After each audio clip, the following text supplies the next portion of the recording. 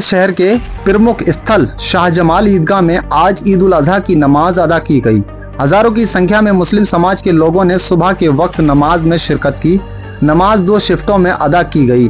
जी हाँ, मेरा नाम है अकील अहमद और आप देख रहे हैं भारतीय गोजाला सच के साथ। इस दौरान एकजुट होकर लोगों ने देश की सलामती, अमन, चैन और तरक्की के लिए दुआएं मांगी। ईदगाह में सुबह से ही लोगों की भीड़ उमड़ने लगी थी। तय वक्त पर ही इमाम ने नमाज पढ़ाई, जिसके बाद कुर्बानी के त्योहार की रूहानी फिजा हर तरफ महसूस की गई। नमाज के बाद लोगों ने गले मिलकर एक दूसरे को मुबारकबाद दी और भाईचारे का पैगाम दिया।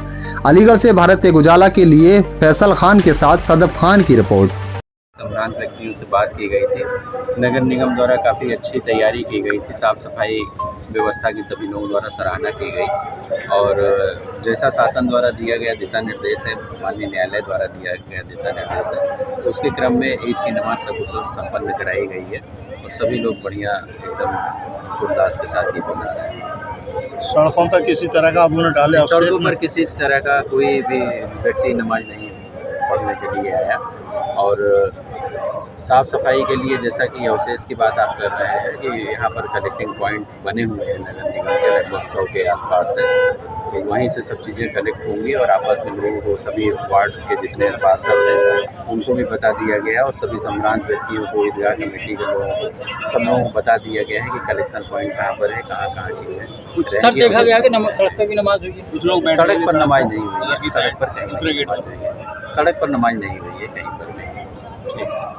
में 2 लोग मैं सभी से बात कर ली गई थी कि जो शासन के नियम है, शासन के जो नियम है उनका अनुपालन करवाया जाएगा और सभी ने इसमें सहयोग भी दिया है और यहाँ पर जो पहली पाली की नमाज है वो सकुशल संपन्न करवा दी गई है। धीरेन्द्र शास्त्री कह रहे कुर्बानी से बचना चाहिए, जीव हिंसा से बचना चाहिए, क्या कहेंगे? ऐसा लग रहा है शास्त्री साहब का दिमाग चल गया है। जीव हिंसा से बचना चाहिए और इंसान को मारना चाहिए मुबलिन सिंह के नाम पे, गौरक्षक के नाम पे, और उसके बाद जो है सादा वर्दी में जो है एक पुलिस वाला बन करके और अपने आप को ये कहना और गाड़ियों को रोकना, ये उनको नज़र नहीं आता। और कुर्बानी वाले दिन ही इन लोगों की आंखें खुलती है, भाई कुर्बानी नहीं होनी चाहिए, जीव हत्या हो रही है। भाई तुम सब्ज़ी खा रहे हो और जितनी भी सब्जियां हैं उसमें भी तो जीवित हैं, उसके अंदर भी तो जान है, उसको क्यों खा रहे हो? सब कुछ खाना पीना बंद कर दो।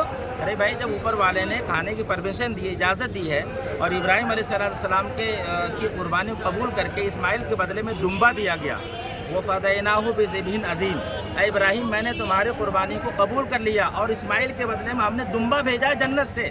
अरे जब हमारा खुदा कह रहा है कि हमने दुम्बा भेजा जन्नत से, दुम्बा जो बकरे से थोड़ा सा बड़ा होता है, तो उसकी कुर्बानी हम शुरू से हमारे इब्राहिम अलैहिस्सलाम के ज़माने से चलती भी आ रही है। तो चाहे धीरेन्द्र शास्त्री हो या नरेंद्र शास्त्री हो, कोई भी शास्त्री हो, तो हम उनकी बात क्यों माने? भाई, ये लोग सिर्फ नफरत फैलाना चाहते हैं, ये लोग सिर्फ मुल्क के अंदर जो है आपस में हिंदू मुस्लिम को लड़ाना चाहते हैं। लेकिन उनको मैं कह देना चाहता हूँ, ये तुम्हारी जो है ना, ये तुम्हारी पॉलिटिक्स अब ख़त्म हो गई।